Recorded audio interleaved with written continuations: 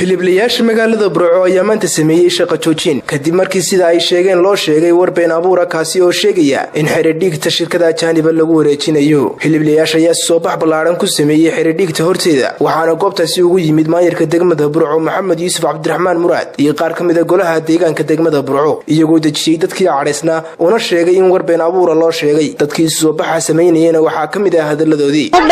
waxaanu ka cabanaynaa in lagu yiri gabigiinaba waa la idin iibsaday nin carab ay idin iibsaday aniga $6 ba miiska la idinka qaadaya maxay ay tahay markii la doonana wala qalaya markii la doonana la qali maayo maxay hadii ay bayd maayo gabigiinaba waa iibsantiin xirada gali maysaan neefkiina arki maysaan kaliyaha la idinka hadaya beerka la idinka hadaya haraga la idinka hadaya sidii la doonaa la idinka yeelaya annaga waxaan kiciyay inaanu maxay ay tahay hadallada aanu maqlay dhibaato aanu qabno hadii xirada loo guuro imka aanan haysanin arigu aanu gaarayn dawladda sharafta waxaan ku codsanaynaa annagoon dawladdeeda anagu caayeen aflagaadayn waxna u sheeganayn oo ay mahadsantahay markasta inayna siiso gawaadhi ayaanu ku codsanaynaa aanu ariga ku soo qaadano mar hadii xiradii fogaatay caayina mayna aflagaadayna mayno oo dantayada oo hadii ay baxug maayo ururka ayaga soo sabaxay hiliblaha nafaqada magaalada Togdheer Burco annagoo ka hadlayna oo lagu isayada xirada la idinka bedelaya faami karaarigina la wareegaya kii soo qalaya waa laga qabsanaya marka ariga ka kala la qabsaya shaqada ku dari maayo annagoo ka hadlayna ariga iyaga sidii noogu qabay sharaf leh hadii ay baxug maayo kii noo soo qalaya wadano kii noo soo qaadaya wadana ariga iyaga iyo sida u dhilan oo sharaf leh ayaanu doonaynaa ariga iyaga wa barakaatu waxa weeyaan arrinkan mowqifkan maanta halkan la isugu yimid balaaran wuxuu ka socdaa ururka nafaqo la yiraahdo ee hiliblaha ariga ayaanu anagu nahay ka soconaa maanta waxaanu islahayn aad isu kululeeya laakiin imka markuu noo hadlay inaad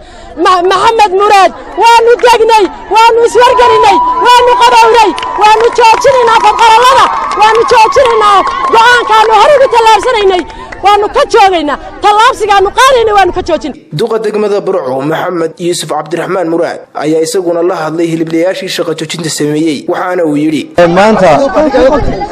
waxa waxoogaa cabasho inaga soo gaadhay hiliblayaasha degmada Burco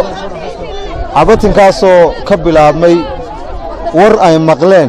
oo kolley dabayshu sidatay warkaa waanu ka qancinay waa isfahamnay waxaananu isku fahamnay dadkayaga inaanu annagu u maqannahay marka lagu guurayo wax heshiis lagu yahay inta ka horeysana halkooda ay ku shaqaysanayaan wax dhibaato waana haba yaraatay aanan ka shaqaynaynin dadka laakiin arlada dee war namiimiyu sheegay bay nacastu raacdaa buu oo dunida namiimiya jira waxa jira dad dawladii iyo dadkeedii kala sheekaynaya baa jira dadkaas war soo gaarsiiyay